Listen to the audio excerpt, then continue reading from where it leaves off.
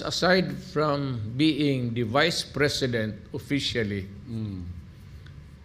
si Inday ginawa ng vice chairman ni President Marcos, designated her as a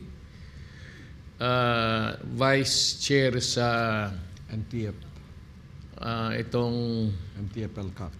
LCAC. Alam mo, hindi ito nalaman, but if you can ask, there are, may mga cynics mga pessimistic. But if there was one program of the AFP who was really a very successful endeavor in cutting down the numbers of the NPAs and the Communist Party of the Philippines, for that matter, was the LCAC. It was a very successful. You can ask anybody ng mga barangay captain sa Bukid. They would attribute it to the success, yung downgrading ng activities ng NPA because of the LCAC. So it was really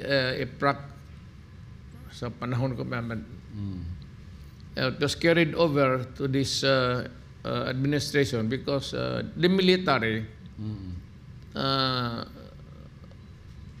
we thought it wise to continue with the program because it was successful. Yes, ma'am. And again, siyempre, bagong administrasyon, the president designated the vice president as the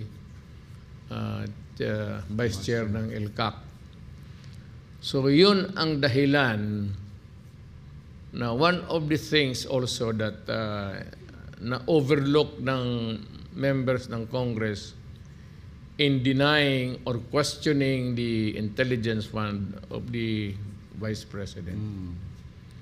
One is that I would believe her because she is my daughter and she would not lie to me, that gusto niyang military si Inday, colonel nga ng Armed Forces of the Philippines. Gusto niya i-revive yung PMT, palakasin niya pati yung ROTC. Saka yung sa LCAC mismo, napakaliit naman yung binigay nga ni Presidente kung gano'n ang trabaho ko. If ako yung Presidente, hindi, not necessarily yung anak ko yung Vice